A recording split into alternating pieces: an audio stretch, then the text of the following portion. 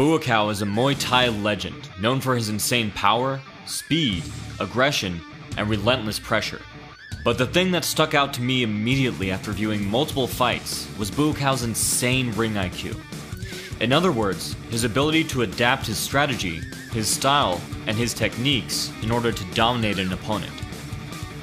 Studying how Buakaw does this should help serve as a template for practitioners of any style or discipline. Let's begin by looking at how Buakaw blends techniques from boxing into his base style of Muay Thai.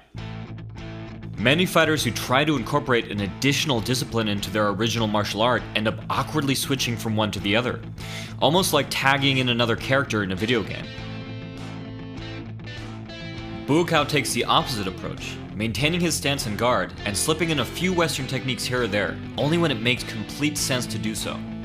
In other words, maybe 1 or 2 movements at the most out of a 5-movement combination will stray from traditional Muay Thai techniques. The most obvious deviation Buakaw uses is to weave from side to side in order to avoid punches and increase the power of his own.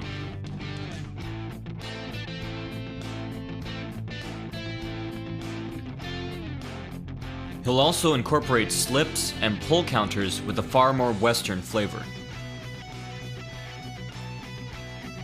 Buakaw uses this sparingly, when he is either too close to worry about kicks or knees, or when his opponent is too committed to his own punch to immediately threaten them.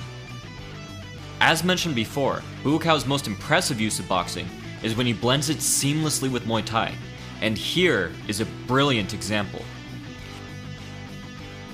Buakaw catches his opponent's teeth, but rather than try to trip him or throw the leg down to set up a superior angle of attack, Buakaw takes a completely unorthodox approach.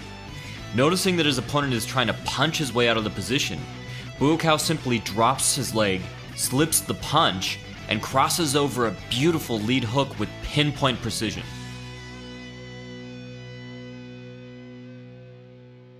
Another lesson we can take away from Buakaw is how he consistently targets his opponent's weaknesses, fixating on them with laser-like focus. Because what wins a fight is often not the strike that scores the KO, but the repetitive, consistent strikes used to wear down the opponent over time. Let's look at a simple example before moving on to something more complex. In this fight, Buakaw chose to target his opponent's ribs almost exclusively, perhaps reacting to his competitor's high guard. Since both fighters are in an orthodox stance with their same side forward, Buakaw's lead leg needs to be the one to connect. Lead leg round kicks are weaker, but Buakaw used a fairly standard loading technique and switch kick to add power. Buakaw's shin battered his opponent's arm every time he did manage to block, leaving it red and swollen by the first round. And of course, Buakaw's competitor was now overreacted, creating predictable openings elsewhere every time he went to block his painful midsection. Buakaw's opponent attempted to stave off the damage by switching stances, but this only made it easier for Buakaw. Now he required no preparatory movement at all, and continued to destroy his competitor's midsection by kicking with his strong side.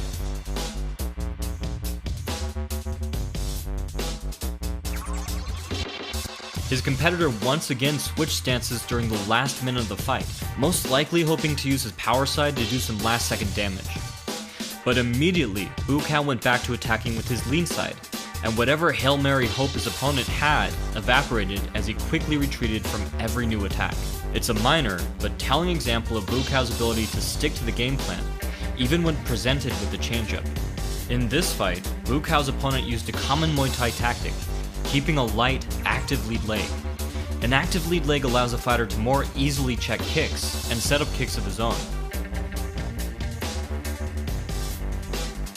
Buakaw's opponent also switched stances constantly, a great strategy for setting up new angles of attack and loading power into your kicks by changing which side is the power side. But Buakaw shut him down in the first minute of the fight, targeting his heavier rear leg regardless of which stance he was in.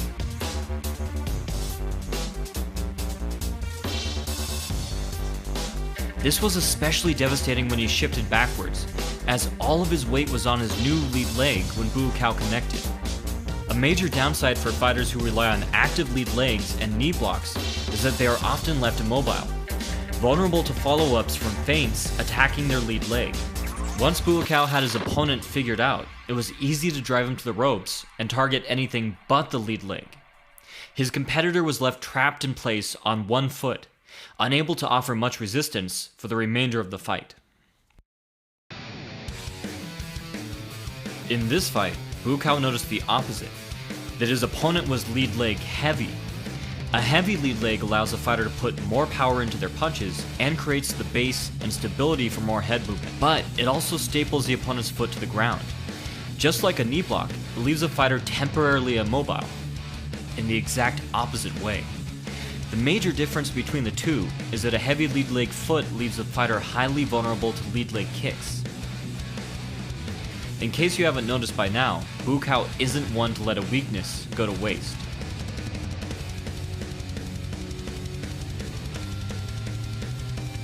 As a quick side note, Buakaw himself tends to keep a light lead leg, but he uses head movement while drop stepping out of his knee blocks in order to remain elusive and take away some of the risks of immobility. We've looked at how Buakaw flawlessly identifies his opponent's weaknesses, but for the last fight, let's look at how Buakaw closed the holes in his own defense after nearly being KO'd in the first round. If Buakaw could be said to have a flaw, it's his over-reliance on the same defensive maneuver over and over again, mainly a lead hand frame combined with the rear hand high guard. This can make any fighter more vulnerable to feints. In this case, Buakaw's opponent feinted across in order to get Buakaw to extend his guard, and then connected with the staggering lead hook, sending Buakaw to the canvas. He was able to land this same combination multiple times throughout the fight, and Buakaw was barely able to hold on. Buakaw also got caught multiple times by tight overhands angled around his extended guard. These overhands were predicated off of multiple jabs. But in the second, Buakaw immediately neutralized his opponent's best weapons. The first adjustment he made was to shell up when his opponent threw his cross-feint hook combination, rather than using his leverage guard. This is a simple adjustment, yes, but what matters is that Buakaw was able to identify how he was getting tricked by his opponent and then take that advantage away from him. The next step was to deal with his opponent's jab, the strike that was setting up most of his offense during the first round. In the first, Buakaw had tried to counter with body kicks, but was getting his foot caught. He had next tried to return jab with his opponent from punching range, but all that had done is create more openings.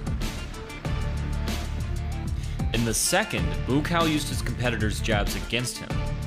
Rather than circle and jab as he had in the first, he slipped to move in closer, leaving his lead hand extended to stop his opponent's power hand and smother his offense.